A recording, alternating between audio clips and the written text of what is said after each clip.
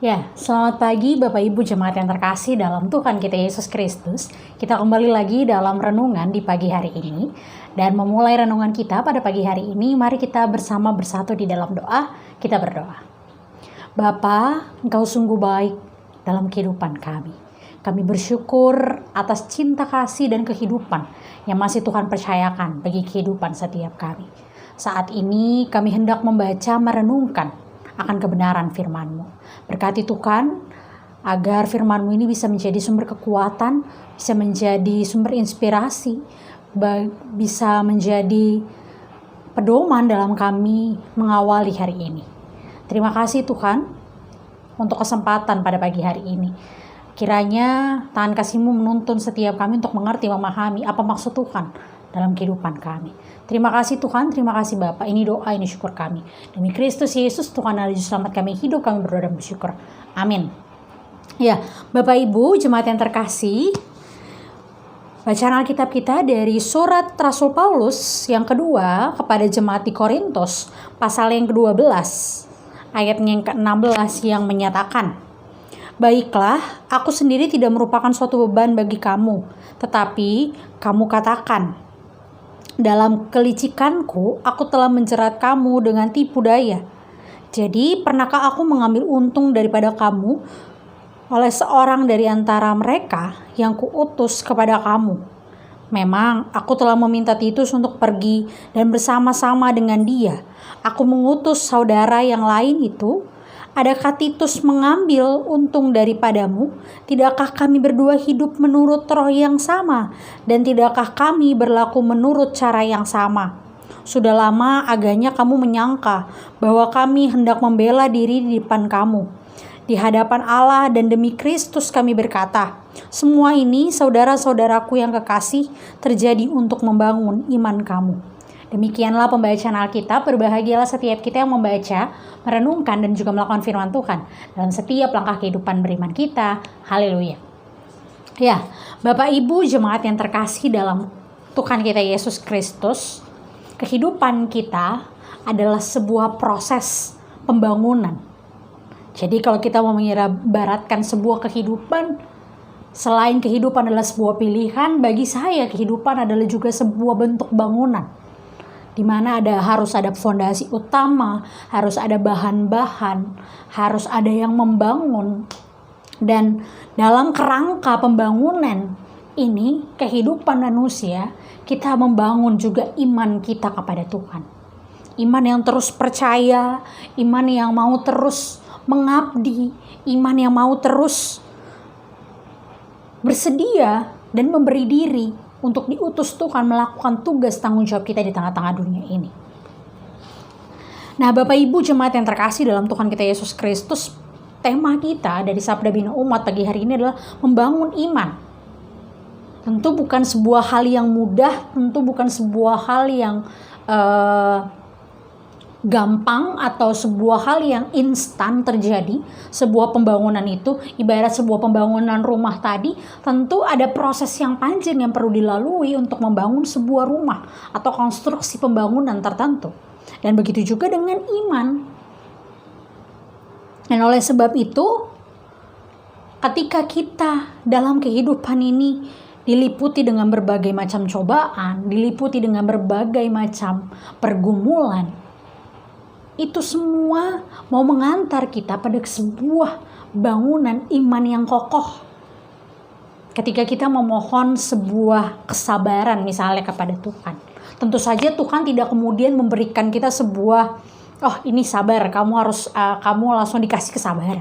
Tentu tidak. Ketika kita memohon sebuah kesabaran, akan ada begitu banyak orang yang menghampiri kehidupan kita, membuat kita untuk menjadi manusia yang tidak sabar. Tapi itulah proses yang mau Tuhan berikan bagi kehidupan kita.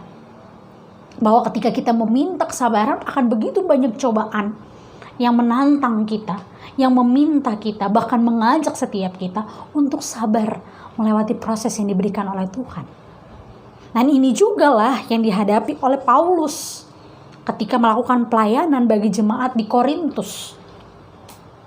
Dia begitu mendapatkan banyak cobaan dalam pelayanannya. Dia begitu banyak mendapatkan lika-liku kehidupan ketika dia berbalik dari kehidupan lamanya dan menjadi Paulus yang mengikut Tuhan Yesus. Ada begitu banyak cobaan. Tidak mudah tentu saja. Itu yang begitu banyak hal, begitu banyak cobaan yang dialami oleh Paulus. Tetapi lewat cobaan itu semua, Paulus tetap dengan iman percayanya. Dia mau membangun iman, bukan hanya dirinya sendiri, tapi juga iman jemaat. Karena dia percaya untuk itulah dia diutus di tengah-tengah dunia ini.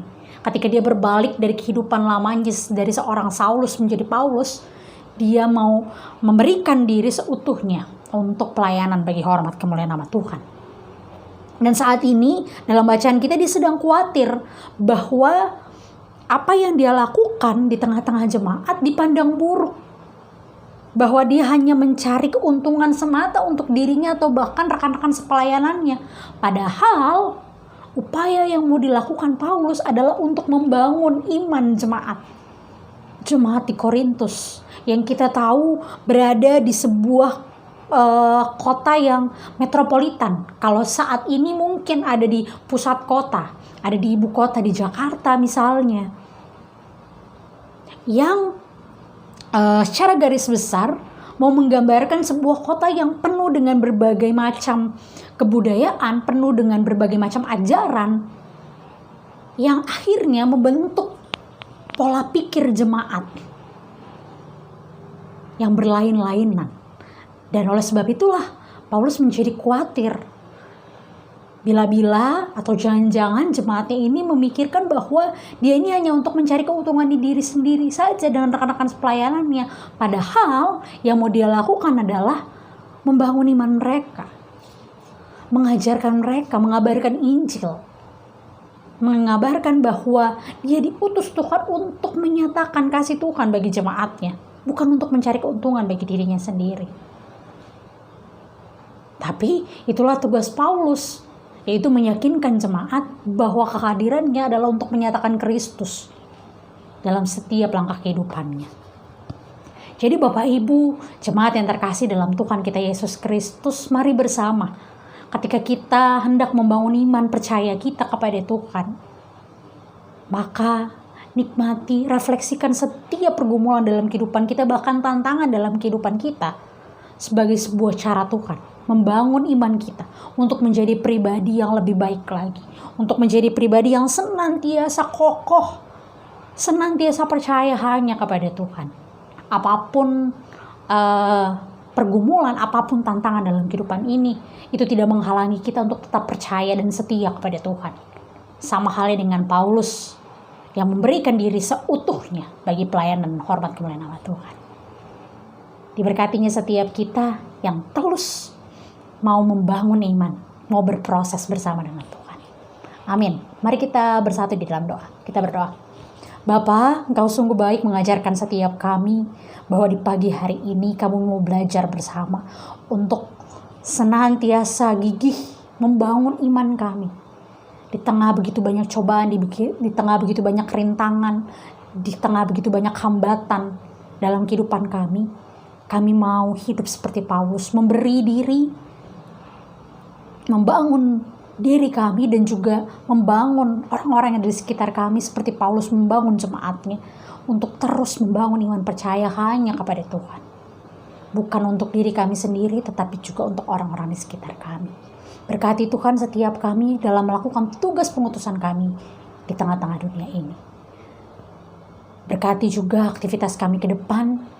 Kami akan melanjutkan aktivitas kami, Tuhan yang telah memberkati kami hingga di hari ini. Kami percaya adalah Tuhan yang sama yang akan melanjutkan dan memberkati kehidupan kami. Terima kasih Tuhan, terima kasih Bapa. Ini doa, ini syukur kami. Demi Kristus Yesus, Tuhan dan Juru Selamat kami hidup, kami berdoa dan bersyukur. Amin.